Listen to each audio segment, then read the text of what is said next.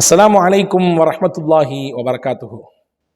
அன்புக்குரிய சகோதர சகோதரிகளே, ரொம்ப சின்ன சூறா, சொல்லப்போனால் 4 ஆயத்துகள் தான். அந்த சூறாவில் சொல்லப்பட்ட எழுத்துக்கள் மட்டும் வெறும் 47 லெட்டர்ஸ் தான். 47 எழுத்து தான் அந்த சூறாவிலே.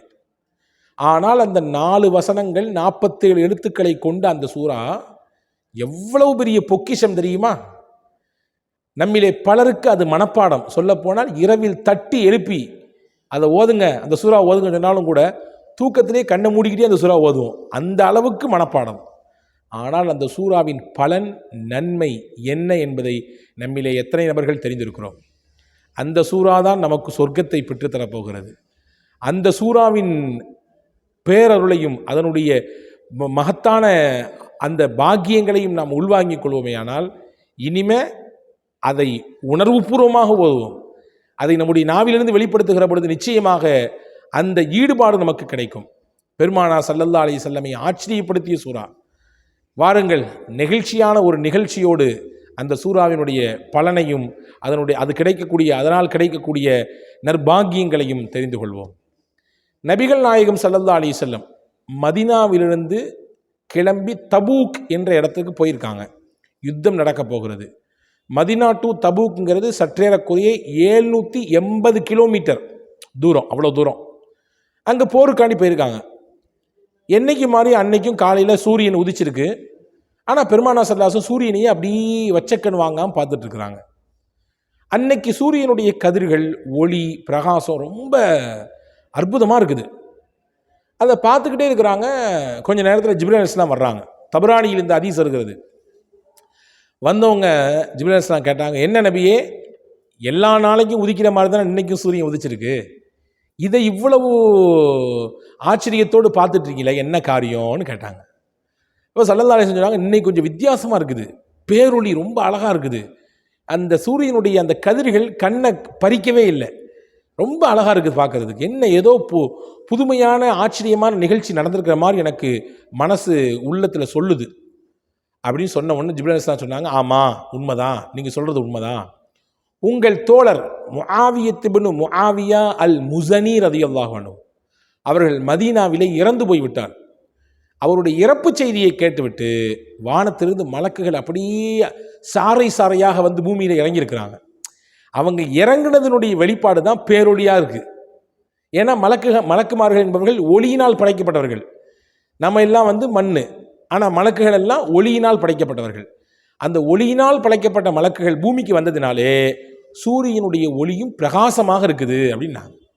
சொல்லிட்டு ஜிப்ரீல் அலைஹிஸ்ஸலாம் சொன்னாங்க, நபியே, மதீனாவில் இருக்கக்கூடிய உங்கள் தோழர் முஆவியாவை பார்க்க ஆசைப்படுகிறீர்களா என்று கேட்டாங்க.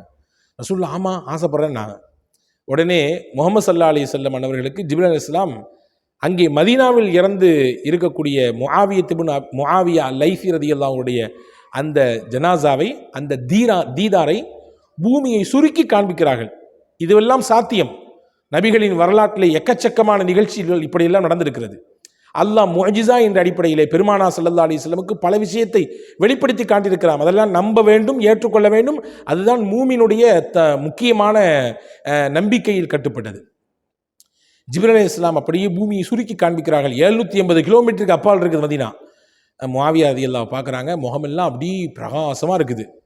இப்போ ஸல்லல்லாஹு அலைஹி வஸல்லம் சொல்கிறாங்க, அவருக்கு நான் ஜனாசா தொழு வைக்கணும்னு ஆசைப்பட்றேன். தாராளமாக தொழு வைக்கலாமே, தொழு வைங்க, இங்கேருந்து தொழு வைங்க என்று ஸல்லல்லாஹு அலைஹி வஸல்லமுக்கு ஜிப்ரீல் அலைஹிஸ்ஸலாம் சொல்ல, பெருமானார் ஸல்லல்லாஹு அலைஹி வஸல்லம் முஆவியத் இப்னு அபி முஆவியா லைஸி ரலியல்லாஹு அன்ஹு தபூக்கில் வச்சு ஜனாசா தொழு வைக்கிறாங்க. ஜனாசா தொழு வச்சா அங்கே சஹாபாக்களும் கலந்துக்கிறாங்க. 2 சஃப்பு மலக்குகளுடைய கூட்டம் கலந்துக்குது. ரசூலுல்லாஹ் அவருக்கு ஜனாசா தொழு வைக்கிறாங்கன்னு கேள்விப்பட்டு மலக்குகள் ஏற்கனவே வந்திருக்காங்கல்ல, இங்கே வந்து கலந்துக்கிட்டாங்க அந்த ஜனாசாவில். 2 சஃப்னா நம்ம பள்ளிவாசல் சஃப்பை நம்ம கணக்கு பண்ணக்கூடாது. அங்கே ஒரு சஃப்பில் 70,000 மலக்குகள் நின்னாங்க. அப்போ 2 சஃப்னா 140,000 மலக்குமார்கள் கலந்து கொண்டு அவருடைய இறுதி பயணத்திற்காக வேண்டி துவா செய்தார்கள். இவ்வளவு பெரிய பாக்கியம். அவருடைய இறப்பு செய்தியை கேட்டு மலக்குகள் வர்றாங்க. ஜிப்ரீல் அலைஹிஸ்ஸலாம் வந்து ரசூலுல்லாஹ்வுக்கு அறிவிப்பு செய்கிறாங்க. ரசூலுல்லாஹ்வுக்கு பூமி சுருக்கி அவருக்கு நபிக்கு காட்டப்படுகிறது அவருடைய அந்த தீதாரை. பெருமானார் ஸல்லல்லாஹு அலைஹி வஸல்லம் அவருக்காண்டி துவா செஞ்சு தொழ வைக்கிறாங்க. அந்த தொழுகையில் பங்கெடுப்பதற்காக 2 சஃப் நிறைய மலக்குகள் வர்றாங்க. இவ்வளோ பெரிய பாக்கியம் எல்லாம் முடிஞ்ச பின்னாடி பெருமானா ஸல்லல்லாஹு அலைஹி வஸல்லம் ஜிப்ரீல் அலைஹிஸ்ஸலாம் இடத்துல கேட்டார்கள், பிமனால அல் மன்சிலத் ஹாதிஹி, இந்த முஆவியத்துன் அபி முஆவியா அல் லைசி இந்த பெரிய பாக்கியத்தை, இந்த பெரிய விஷயத்தை எவ்வாறு பெற்றுக்கொண்டார்? மலக்குகள்லாம் வந்து பங்கெடுக்கிறாங்கன்னா சாதாரண விஷயம் இல்லையே. ஒருவருடைய மரணத்திலே ஒரு பெருங்கொண்ட கூட்டம் பங்கெடுத்தாலே நமக்கு எவ்வளோ ஆச்சரியமாக இருக்குது. எப்போ இவ்வளோ பெரிய மக்கள், எவ்வளோ கூட்டம் வந்துருச்சு, அவருக்காண்டி எவ்வளோ பேர் துவா செஞ்சுட்டாங்க அப்படின்னு சொல்லி நம்ம ஆச்சரியப்படுறோம், அவரை நினச்சி பெருமைப்படுறோம் இல்லையா? இப்போ ஒருத்தருடைய மௌத்தை கேள்விப்பட்டு மலக்குகள் வந்து இறங்கி நின்று துவா செய்கிறாங்க. ஜிப்ரீல் வந்து ரசூலுல்லாஹ்க்கு செய்தி சொல்கிறாருன்னா அவர் எவ்வளோ பாக்கியமான ஆள். அப்போ எப்போ ஏதோ ஒரு முக்கியமான விஷயம் ஒரு வாழ்க்கையில் இருக்குது. ரசூலுல்லாஹ் கேட்டாங்க, என்ன விஷயம், எதனால் இந்த மாதிரியான அந்தஸ்து அவர் பெற்றார்?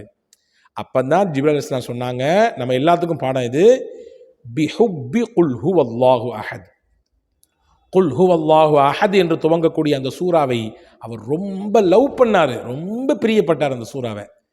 ஏன்னா அந்த சூறால சட்டங்களை பற்றி அல்லாஹ் சொல்லலை, வேற முன்னாள் காலத்தினுடைய வரலாறுகளை அல்லாஹ் சொல்லலை, வேற ஏதாவது வாழ்க்கைக்கு தேவையான விஷயங்களை சொல்லலை, வேற ஏதாவது நம்முடைய வேற மற்ற விஷயங்கள் மார்க்க ரீதியான மற்ற செய்திகளை எல்லாம் அல்லாஹ் சொல்லவில்லை. அதிலே சொல்லக்கூடியதெல்லாம் ஒன்றே ஒன்றுதான். அல்லாஹ்னா யாருன்னு சொல்கிறான். அல்லாஹ்னா யாரு? அவன் ஒருவன், அவன் தேவையற்றவன், அவனுக்கு பிள்ளைகளும் இல்லை, பெற்றோர்களும் இல்லை, அவனுக்கு இணையாக உலகத்தில் யாரும் இல்லை. இதுதான் அல்லாஹ்வை பற்றி சொல்லக்கூடிய ஒரு வட்டுருக்கமாக. அல்லாஹ் என்றால், இறைவன் என்றால் இந்த தன்மைக்கு உட்பட்டவனாக இருக்க வேண்டும் என்று இறையியலை சொல்லக்கூடிய ஒரு அத்தியாயம் அது. அதை சொல்கிறதுனால அவருக்கு ரொம்ப அதன் மீது பிரியம், காதல், அப்படியே அதிலே சொக்கி போய் அவர் இந்த சூறாவை திரும்ப திரும்ப மடக்கி மடக்கி மடக்கி மடக்கி ஓதிக்கொண்டே இருப்பார். ஜிப்ரீல் அலைஹிஸ்ஸலாம் சொன்னாங்க ரசூலுல்லாஹ்ட்ட, காயிமன் வ காயிதன் வ ராக்கிஅன் வ சாஜிதன் வ நாயிமன் வ ராக்கிதா, நிற்கும் பொழுது, உட்கார்ந்திருக்கும் பொழுது, சஜிதா செய்யும் பொழுது, ருக்கூல இருக்கும் பொழுது, இப்படி குனிந்தால் நிமிர்ந்தால், ஆனால் நடந்தால் ஓடினால், எல்லா நிலையிலும் இந்த சூறாவை அவர் மடக்கி மடக்கி மடக்கி மடக்கி பிரியத்தோடு ஓதினார். இதை பிரியப்பட்டதினாலே அல்லாவும் அவரை பிரியப்பட்டான். தன்னை பற்றி சொல்லப்படுகிற தன்னுடைய சிஃபாத்துகளை பற்றி, தன்மைகளை பற்றி, தன்னுடைய இலாகியத்தை பற்றி சொல்லப்படுகிற, இறையியலை பற்றி சொல்லப்படுகிற அத்தியாயத்தை அவர் நேசித்ததினாலே அவரையும் அல்லாஹ் நேசித்தான். அல்லாஹ் நேசித்ததினால் எங்களை எல்லாம் அனுப்பி வைத்தான், அவருடைய ஜனாசாவிலே பங்கெடுக்க செய்தான் என்று ஹஸரத் ஜிப்ரீல் அலைஹிஸ்ஸலாம் நபிகள் பெருமானா ஸல்லல்லாஹு அலைஹி வஸல்லம் இடத்திலே சொன்னார்கள். அன்பு சகோதரர்களே, ஒரு சூறா தான், வெறும் 4 ஆயத்து தான், வெறும் 48 லெட்டர்கள் தான், 47 எழுத்துக்கள் தான். ஆனால் இது பெற்றுத்தருகிற பாக்கியத்தை பார்த்தீர்களா? அல்லாவின் பிரியத்தை பெற்று தந்துவிடும். நாம் இறந்து போய்விட்டால் நம்முடைய ஜனாசாவிலே மலக்குகள் வந்து கலந்து கொள்ளக்கூடிய அளவிற்கு உண்டான ஆற்றல் மிக்க மகத்தான சூரா குல் ஹுவல்லாஹு அஹத், இஹ்லாஸ் என்று சொல்லக்கூடிய ஒரு சூறா. இந்த சூறாவை பற்றி தான் பெருமானா ஸல்லல்லாஹு அலைஹி வஸல்லம் சொன்னாங்க, யார் இந்த சூறா ஒரு தடவை ஓதுறாங்களோ குர்ஆனில் 3ல் ஒரு பகுதி ஓதின நன்மை கிடைக்குன்னாங்க. குர்ஆனின் 3ல் ஒரு பகுதி ஓதிய நன்மையை அல்லாஹ் இந்த ஒரு சூறாவை ஓதுவதன் மூலமாக தருகிறான் என்றார்கள் பெருமானா ஸல்லல்லாஹு அலைஹி வஸல்லம். எனவே எல்லாருக்கும் தெரிஞ்ச சூறா, எல்லாருடைய நாவலையும் திரும்ப திரும்ப சொல்லப்படுகிற சூறா, எல்லாரும் தொழுவும் பொழுது எப்படியாவது ஒரு நாளைக்கு எப்படி ஒரு 4 தடவை ஓதிடுவாங்க இந்த சூறாவை, இல்லையா? எனவே இனிமேல் இதனுடைய மகத்தான அந்த விஷயங்களை உள்வாங்கி கொண்டு நாம் ஓதுவோம். வல்ல அல்லாஹ் தன்னுடைய வற்றாத கருணையையும் அன்பையும் நமக்கு தரட்டும், உயர்ந்த சொர்க்கத்தை இதன் மூலமாக பெற்றுத்தரட்டும், கோடான கோடி நன்மைகளை நாம் இதிலிருந்து சம்பாதிப்பதற்கு அல்லாஹ் தௌஃபீக் செய்வானாக. வஸ்ஸலாம். அஸ்ஸலாமு அலைக்கும்.